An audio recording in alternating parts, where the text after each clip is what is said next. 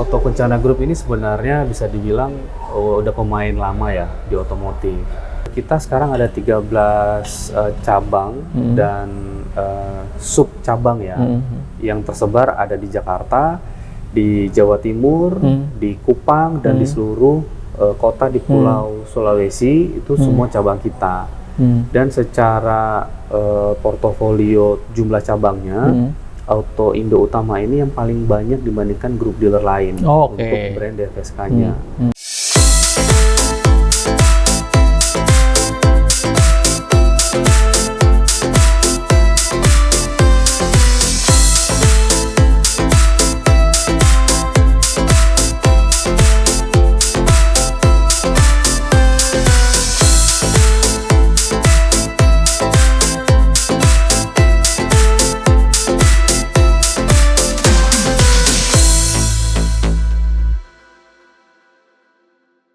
Ya, baik, sekarang saya bersama dengan Bapak Enrico Daniel selaku Operation Manager dari PT Auto Indo Utama, Pak ya. Betul, Mas. Mitra dealer dari DFSK Indonesia. Betul. Terima kasih Pak sudah menerima Trasgo Pak di showroom di mana Pak? Di Pondok Indah. Di Pondok tepatnya Indah. Di Jalan Arteri Pondok Indah ya. Pak, menarik terkait profil dari Auto Indo Utama ini dikatakan bagian dari Auto Kencana Group Pak ya. Mungkin bisa sekilas profil dari perusahaan termasuk dari induk usahanya Pak. Ya, jadi Auto Kencana Group ini sebenarnya bisa dibilang udah pemain lama ya di otomotif. Dulu dia menjadi salah satu authorized dealer brand Chevrolet, Ford. Terus sekarang yang kita lihat di tempat ini DFSK. Sekarang juga dia ada Hyundai. Ford juga kembali, yang tadinya Ford sempat keluar, dia kembali lagi tetap di authorized-nya di Auto Kencana. Lalu Hyundai, dan ini terakhir yang paling update Chery juga masuk di Auto Kencana Group. Artinya secara rekam jejak di dunia otomotif sudah teruji lah. Wah, sudah sangat lama sih, Mas. Gitu. Baik. Terkait yang Auto Indo Utama ini kan apa yang menjadi pertimbangan untuk bisa menjadi mitra lokal dari DFSK Pak? Ya, yang pertama pertimbangannya ya ini kan brand dari China ya. DFSK ini brand dari China. Tentu Auto Kencana sangat mempertimbangkan existing brand ini di Indonesia. Apakah dia jangka pendek, jangka panjang? Nah itu indikator yang kita lihat adalah DFSK ini mau membangun pabrik di Indonesia. Kan pabriknya ada di Cikande, juga cukup besar dan cukup modern, 4.0. Jadi itu menjadi ya jaminan lah bagi Auto Kencana untuk ya kita ikut nih. Jaminan untuk keberlangsungan bisnis Pak ya. Betul. Itu sih pertimbangannya yang utama ya Mas. Dari 2019 ya? Sebenarnya tepatnya 2018. Kalau untuk Auto Indo Utama kan dari 2019. 2018. Oh, 2018 ya. Jadi si DFSK ini kan masuk ke Indonesia 2017. Pabriknya berdiri running 2017. Nah, dealer pertamanya itu adalah Auto Kencana dengan PT Auto Indo Utama itu di Palu, di Makassar itu 2018. Sudah berjalan dan terus bertambah. Dan masih eksis sampai sekarang. Jadi startnya dari 2018 sih Mas. Per hari ini perkembangan bisnis untuk khususnya jaringan dealer di Auto Indo Utama seperti apa Pak? Termasuk jaringan dealer atau mungkin penjualan? Ya, untuk jaringan dealer kita sekarang ada 13 cabang dan sub cabang ya, yang tersebar ada di Jakarta, di Jawa Timur, di Kupang, dan di seluruh kota di Pulau Sulawesi. Itu semua cabang kita. Dan secara portofolio jumlah cabangnya, Auto Indo Utama ini yang paling banyak dibandingkan grup dealer lain untuk brand DFSK-nya. Kita ada 13 cabang di tempat-tempat yang tadi saya sebutkan ya. Nah sebenarnya kita punya cabang lebih banyak dari itu. Cuman kemarin terdampak dari COVID lah, yang semuanya pasti kena lah ya, semua bisnis. Akhirnya kita efisiensi, tapi sampai sekarang kita masih menjadi dealer DFSK yang terbanyak dengan jumlah 13 cabang dan sub cabang tadi Mas. Gitu. Pak, spesifik soal pasar niaga ini Pak, untuk line up produk seperti mungkin yang di belakang ini Glorai, yang disiapkan dari DFSK ini apa saja Pak line up produk? Ya, untuk pasar komersial, DFSK sendiri itu hadir dengan dua model lah ya, saya bilang ya. Yang pertama adalah Super Cab, itu model untuk pickupnya. Pickup, oke. Terus yang kedua itu adalah Glora blind van ataupun yang minibus. Nah, sebenarnya dulu itu sempat ada Glora blind van dan minibus yang bensin. Oh, yang bensin. Bermesin ICE lah ya kita bilang. Tapi semakin ke sini 2024 pertengahan itu udah ada transisi. Jadi model Glora ini mulai ditransisikan untuk menjadi elektrik semuanya. Jadi yang sekarang ada line up produk komersialnya adalah Super Cab, Glora blind van listrik, dan juga Glora minibus listrik. Nah, itu yang eksis sekarang. Oke, dari dua line up produk itu perkembangan untuk respon dari pasar, Pak? Ya, kalau untuk Super Cab, model pickup ini market kita yang ada di Sulawesi itu sangat besar, sangat besar. Di Sulawesi ya, Pak? Di Sulawesi, di mana kita punya cabang paling banyak justru di Sulawesi ya. Jadi dari Makassar, Kendari, Palu, Poso, Luwu, Gorontalo, dan Manado itu kita punya cabang tersebar di tempat-tempat itu, dan market size untuk Super Cab atau pickup itu besar sekali. Dan kompetitor di sana juga kita bisa lihat pemain-pemain legendnya ya di sana itu juga punya market yang cukup besar. Makanya kalau dibilang potensinya seperti apa, Super Cab potensinya marketnya sangat besar di Pulau Sulawesi dan juga Kupang itu besar sekali. Growth-nya justru di luar Pulau Jawa, Pak? Di luar Kenapa pulau. demikian? Apa yang menjadi faktor? Karena di Sulawesi itu komoditi daerahnya itu memerlukan mobil niaga seperti pickup ini untuk menjalankan bisnis dan usahanya. Jadi setiap daerah punya komoditinya ya. Di Sulawesi Selatan, Makassar, dia punya pertanian padi yang jadi lumbung padi nasional. Di daerah Sidra, terus perkebunan di Palu ada kelapa yang membutuhkan unit-unit seperti ini gitu. Jadi besar sekali permintaannya di sana untuk pickup. Gitu. Itu untuk pickup. Nah, untuk yang Glora blind van lah kita bilang sekarang, yang listrik ya. Untuk yang listrik sekarang ini sedang ada transisi di market di luar sana, sedang ada transisi, terutama perusahaan-perusahaan yang sedang beralih dari unit bensin ke listrik. Nah, mobil Glora blind van listrik ini kan hadir pertama kali kalau nggak salah 2021.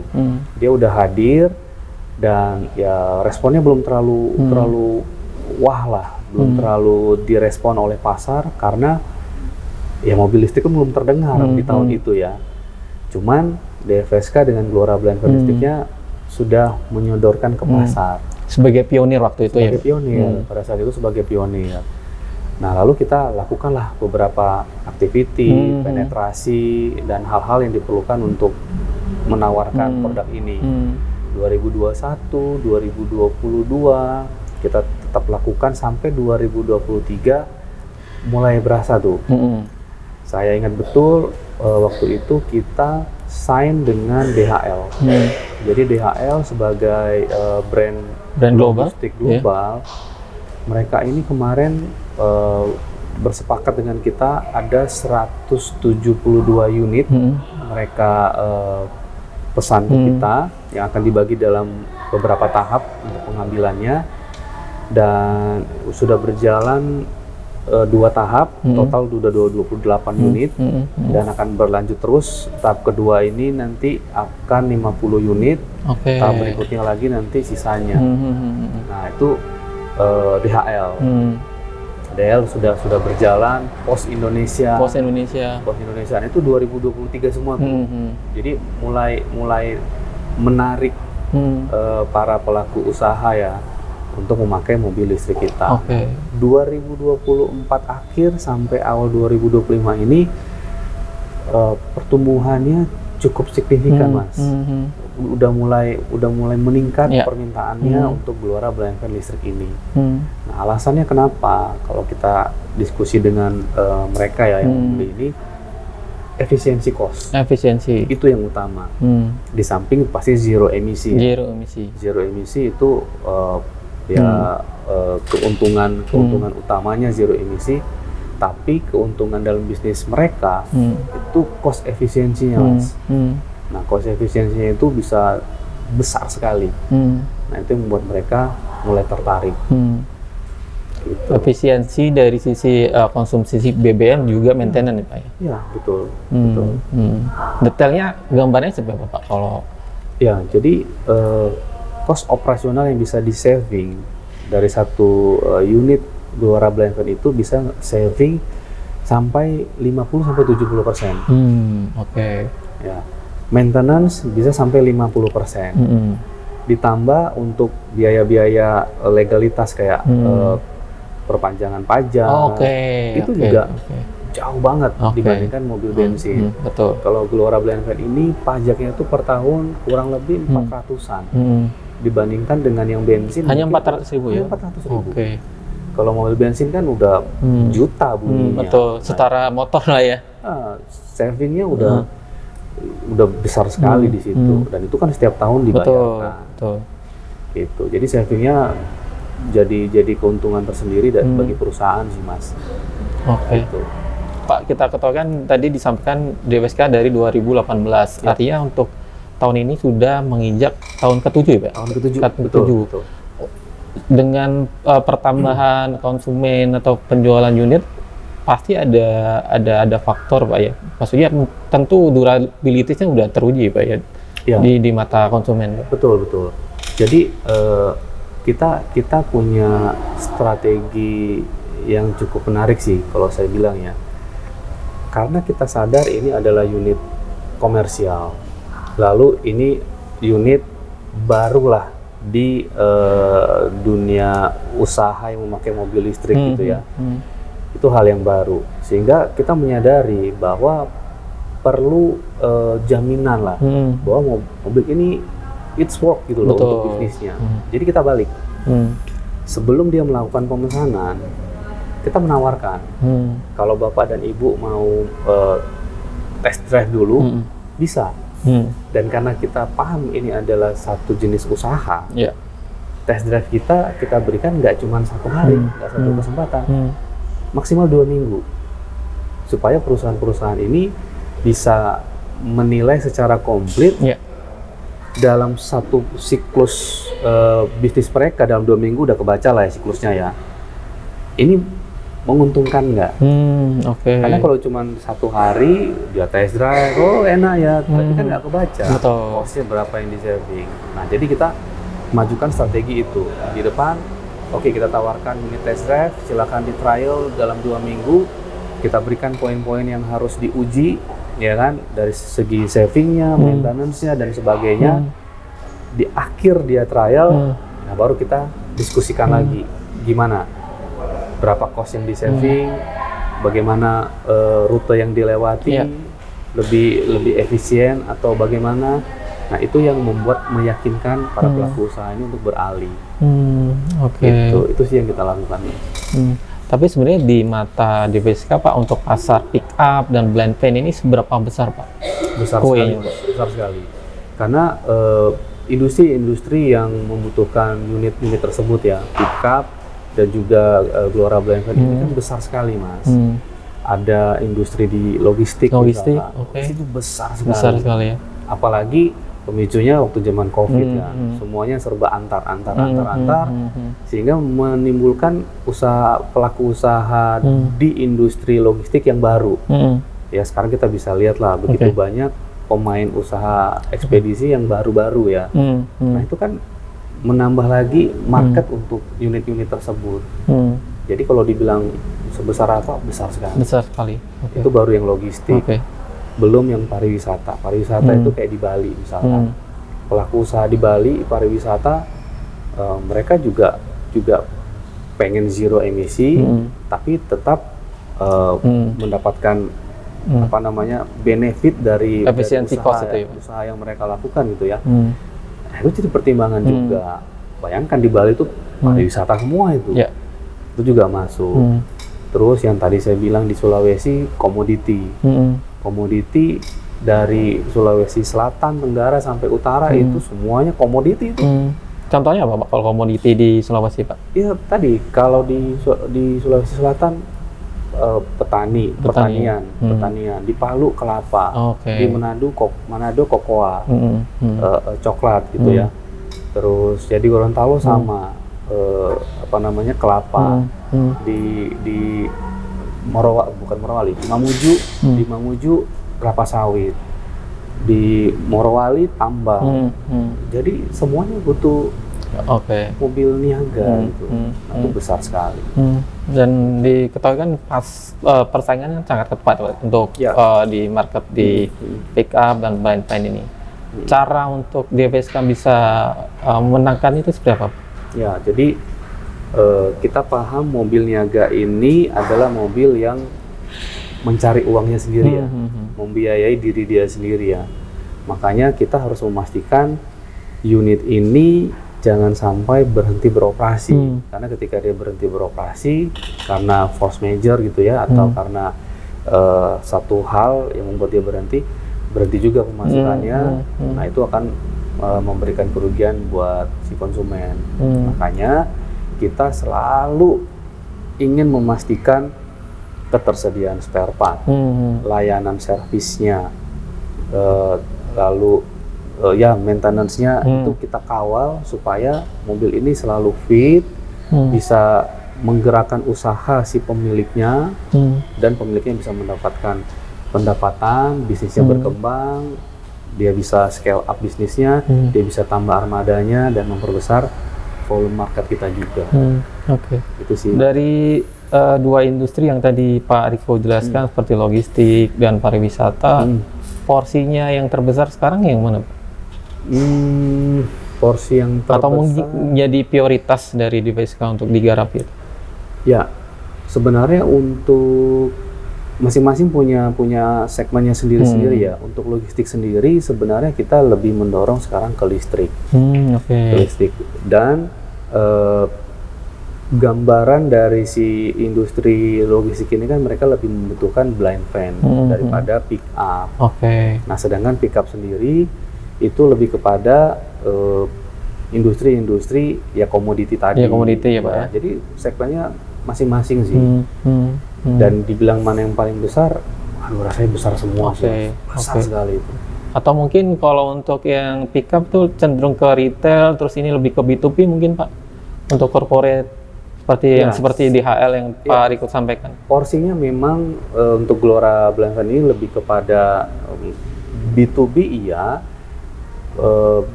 Retail juga ada sebenarnya, tapi memang porsinya untuk B2B-nya ya Glora Blind Van listrik ini lebih besar memang dibandingkan dengan pickup. Ya mungkin ya orang bisa untuk menjalankan usahanya butuh satu aja, itu lebih ke retail untuk yang pickup. Itu sih. Karena kan kalau terkait B2B kan kita yang saya ketahui kan dari Pak Riko kan sempat kemarin datang di Munas Asperindo Pak yang menyampaikan soal benefit dari penggunaan Glora ini. Bisa disampaikan Pak apa yang waktu itu Pak Riko sampaikan atau ditawarkan ke teman-teman Asperindo Pak? Iya, jadi pada intinya industri logistik ini kan berkembang begitu cepat dan begitu pesat ya, dengan perkembangan zamannya lah. Nah, kita mau menawarkan satu produk yang bisa membantu bisnis mereka lebih cepat lagi. Kenapa? Karena produk ini memberikan benefit saving cost-nya yang besar, nggak cuma dari energy cost-nya, tapi dari maintenance dan juga dokumen legalnya itu juga mereka bisa saving cost dan membesar profitnya kan. Nah, jadi saya tawarkan untuk transisi lah dari armada mereka yang ICE menuju ke yang elektrik. Nah, beberapa dari anggota Asperindo juga menjadi konsumen kita yang sudah cukup. Termasuk JNE tadi Pak? Termasuk JNE, Pos Indonesia, dan masih banyak lagi lah. Di luar Asperindo juga banyak, misalkan Krakatau Steel itu juga ngambil Glora Blind Van. Terus yang tadi itu si DHL yang paling besar, DHL sejauh ini juga ngambil Glora Blind Van. Jadi ya kita menawarkan saving cost yang cukup besar untuk membantu perkembangan bisnis pelaku industri logistik ya, buat teman-teman di Asperindo kemarin. Oke. Jadi ketika waktu Pak Riko sampaikan di teman-teman Asperindo menawarkan benefit-benefit itu ya Pak? Betul, betul. Itu sih ya, benefit-benefit yang sudah terbukti sih. Contohnya kayak kemarin DHL ketika dia udah ngambil 2 atau 4 di tahun 2022 gitu ya, kita adakan pertemuan lagi, dia menyampaikan bahwa wah Pak, kita dengan transisi dari armada ICE mereka ke elektrik, mereka bisa saving bahkan sampai 90%.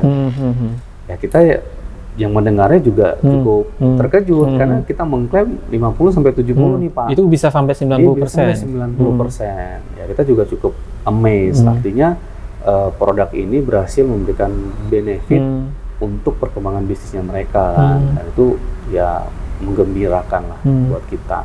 Oke, berkaitan soal durabilitas dari Glora ini, apa yang menjadi concern utama? Apakah dari sisi durability baterainya atau mungkin yang lain? Iya. Dari mereka, dari konsumen. Betul. Jadi konsumen-konsumen kita yang sudah beli atau yang mau beli ini sedang dalam proses untuk mereka beli, memang yang pertama kali ditanyakan adalah durability-nya. Nah, karena ini mobil listrik, memang yang paling mereka tanyakan adalah baterainya. Gimana sih baterainya nih, ketahanannya? Nah, baterai kita ini kan sebenarnya juga sudah lulus uji lah ya, uji tekanan, uji di air dan sebagainya, lulus uji. Tapi yang bisa kita jadi patokan adalah yang sudah pakai aja. DHL, konsumen kita yang paling lama, dia pertama kali beli yang 2021, satu unit dia beli kemarin. Artinya sampai sekarang 2025, 4 tahun dia pakai, so far baterainya nggak ada masalah. Terus keluhan soal durability-nya sejauh ini tidak ada. Komplain atau keluhan ada tapi minor. Misalkan setelah berapa tahun ya, 2023 saya mulai mendengar tuh keluhan-keluhan, misalkan AC tidak dingin, itu minor lah. Kita perbaiki, udah berhasil, jalan lagi. Terus sampai sekarang belum ada isu mayor terkait produk Glora Blind Fan ini sih di customer existing kita. Artinya dari sisi kesiapan after sales-nya udah disiapkan? Sudah sangat siap. Sudah sangat siap. Termasuk apakah juga men-set up station-nya di site-nya Pak untuk DHL untuk? Oh ya, jadi setiap pembelian unit Glora Blind Fan EV ini, si customer satu unit pasti mendapatkan satu wall charger. Dan itu juga sudah include dengan instalasinya. Itu semua kita yang tanggung. Jadi kayak kemarin DHL total dia ada beli sudah 28 unit. Dia punya 28 wall station ya, yang ada terpasang di side-side-nya dia tuh. Gitu. Jadi ya sangat-sangat aman lah buat pelaku bisnis ya. Gitu. Dari experience dari DHL ini, apakah mungkin awareness soal penggunaan blind fan listrik ini sejauh ini, apakah memang perusahaan logistik global saja Pak di mata DWSK? Enggak juga. Bahkan ada pelaku-pelaku UMKM itu sudah mulai. Ada kemarin itu yang dia usahanya apa ya kemarin ya, penjual bakpao. Dia punya store bakpao lah. Dia beralih ke blind fan. Ada juga. Berarti retail ada juga ya? Ada juga. Cuman memang porsinya paling besar B2B ya. Tapi retail ada juga. Pet shop ada juga. Jadi banyak lah, karena mereka kalau saya lihat sudah mulai aware dengan zero emisi, aware dengan efektivitasnya, ya kan, dia bisa efektif cost, energi, dia bisa saving banyak hal, apalagi di Jakarta dia bebas ganjil genap, itu bisa saving energi lah.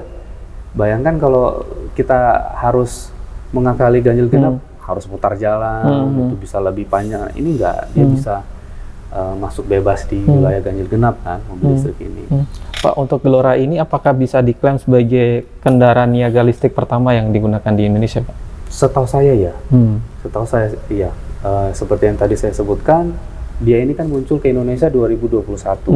Di saat itu setahu saya belum ada mobil niaga listrik yang ditawarkan secara massal di market Indonesia ya. Belum ada. Mulai ada itu bahkan baru di akhir tahun 2024 kemarin. Ada brand yang menawarkan itu, terus diikuti brand berikutnya, terus di 2025 ini ada lagi yang mengikuti. Jadi pemainnya sudah ada beberapa lah di tahun ini ya. Oke, berarti benar-benar ini yang pertama ya Pak? Yang pertama. Dan semakin tahun semakin banyak muncul kompetitor. Betul. Betul. Gitu. Seberapa banyak Pak untuk kompetitor untuk di segmen Glora ini? Jumlah brandnya atau? Jumlah brandnya. Jumlah brandnya, setahu saya ada kurang lebih 3. Ya, ada 3 yang tapi yang head to head benar-benar dengan dia itu cuma 1 Mas. Kalau yang 2 lagi itu lebih kecil, lebih kecil. Nah, kenapa saya bilang head to head cuma 1? Karena konsumen kita yang existing selama ini, yang beli Glora Blind Fan ini, mereka punya standar khusus. Harus besarnya dimensinya sekian, daya tampungnya harus sekian, range baterai jarak tempuhnya harus sekian. Nah, 2 brand yang lain ini tidak masuk di situ, setahu saya ya. Sampai terakhir mereka update tidak masuk dalam kategori itu. Makanya yang benar-benar head to head hanya 1 brand. Gitu. Dengan sebagai yang pertama kendaraan listrik di Indonesia, apakah itu menjadi keuntungan untuk bisa bersaing dengan kompetitor yang ada? Ya, pasti. Karena istilahnya kita udah menang langkah nih. Kita udah menang langkah, udah lebih dulu ada aspal di jalanan. Nah, itu mempermudah kita sih. Yang kita rasakan juga dari 2021 muncul awal, 2022 kita coba menawarkan, 2023 kita mulai petik tuh. Satu-satu kita petik, 2024 mulai meningkat tuh. Kita panen. Nah, 2025 kemarin inilah di awal-awal tahun, wah tiba-tiba banyak gitu. Nah, itu ya pasti karena udah banyak yang melihat di pasaran, udah banyak yang mendengar produk ini seperti apa, sehingga mereka semakin yakin. Terlebih mungkin brand-brand logistik global seperti DHL atau POS itu sudah pakai itu Pak. menjadi ada trust ya Pak ya dong buat mereka bahwa global aja pakai loh trust dengan produk ini. Kenapa kita enggak? Itu sih Mas. Pak, dari pengalaman yang ada untuk segmen logistik ini, karakter konsumen Indonesia di mata DFSK seperti apa sih Pak? Iya. Sebenarnya nggak cuma di segmen komersial ya, di segmen passenger juga market Indonesia ini agak unik ya, agak unik dan tricky lah saya bilang. Jadi kita harus benar-benar men-treat konsumennya ini benar-benar, kita harus customize trade kita. Nggak bisa kita pukul rata. Caranya sama. Ada hal-hal sensitif mungkin, sensitif di harga, di after sales atau apa yang mungkin yang membuat unik di mata DFSK? Ya pertama pasti dari harga. Mereka pasti market Indonesia ini kan yang dicari paling murah, paling bagus, ya kan, paling muat banyak, pokoknya the best semua lah. Banyak mintanya. Ya memang faktanya begitu kan. Kita harus menyesuaikan dengan itu. Makanya DFSK dan kita sebagai authorized dealernya coba mengakomodir itu. Maunya kapasitas yang banyak, kita kasih. Glora Blind Van ini kan kalau secara kapasitas daya angkutnya dengan kompetitor tapi yang bensinnya itu yang sudah cukup lama di Indonesia, brand Jepang, itu hampir 2 kali lipat lebih banyak daya tampungnya. Kita kasih.